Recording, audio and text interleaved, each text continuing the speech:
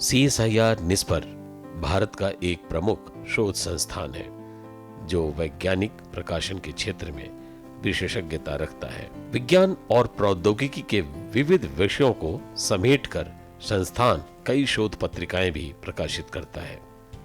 CSIR निस्पर Bharat सरकार के विज्ञान और प्रौद्योगिकी मंत्रालय के तहत वैज्ञानिक और औद्योगिकी अनुसंधान परिषद यानी CSIR की घटक प्रयोगशालाओं में से एक है। यह विज्ञान संचार के क्षेत्र में विशेषज्ञता रखता है। यह विज्ञान संचार, विज्ञान नीति, नवाचार प्रणाली, विज्ञान समाज, इंटरफेस और विज्ञान कूटनीति पर भी अनुसंधान का कार्य करता है। हाल ही में CSIR निस्पर ने अपना तीसरा स्थापना दिवस उल्लास और उत्साह के साथ मनाया। इस अवसर पर दिल्ली विश्वविद्यालय के कुलपति प्रोफेसर योगेश सिंह मुख्य अतिथि के रूप में उपस्थित रहे। इस अवसर पर अतिथियों का स्वागत प्रोफेसर रंजना अग्रवाल ने किया।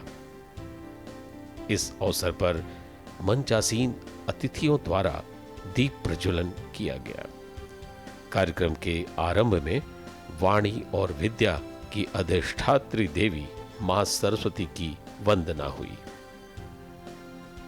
इस अवसर पर CSIR निस्पर की निदेशक प्रोफेसर रंजना अग्रवाल ने कहा, We envision to become a center of excellence for communicating scientifically validated Indian traditional knowledge. We also do lots of policy studies, benchmarking, socio-economic impact analysis, market foresight, energy environment, agriculture, health, etc. etc. इस मौके पर मध्य प्रदेश विज्ञान एवं प्रौद्योगिकी परिषद भोपाल के महानिदेशक doctor Anil Kothari अपने उद्बोधन के साथ यूथ को आज हमारे जो ग्रंथ हैं उन पे क्वेश्चन करते, उनका वो साइंटिफिक एक समाधान चाहते हैं, उनकी क्वेरीज होती हैं। We have to fulfil that query through scientific manner, only then they can realise. और वो बहुत ज़रूरी है। वो इसलिए ज़रूरी है, यूथ का आपको ओवरऑल डेवलपमेंट करना, उनको एक दृष्टि भी देना, और वो दृष्टि हमारे ही जब तक वो मानेंगे नहीं उससे आएगी नहीं। It's a dissemination of science of our ग्रंथास।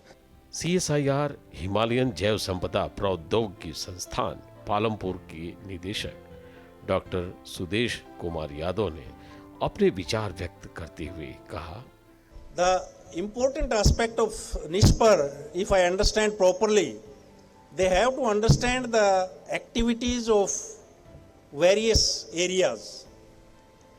They have to understand the biological science, chemical science, traditional knowledge, also information science, and collating that information in such a way that the normal people can understand.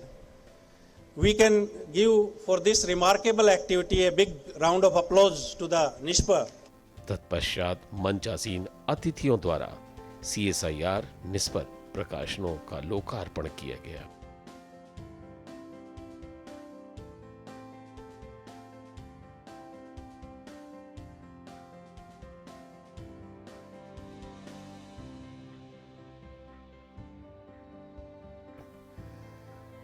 कार्यक्रम में अतिथियों के द्वारा CSIR निस्पर के आपसी सहमति के ज्ञापन पर हस्ताक्षर किए गए। कार्यक्रम में आए हुए अतिथियों द्वारा पारस्परिक सहमति के ज्ञापन पर हस्ताक्षर किए गए। स्थापना दिवस कार्यक्रम में मुख्य विषय था उभरता भारत और भारत का भविष्य।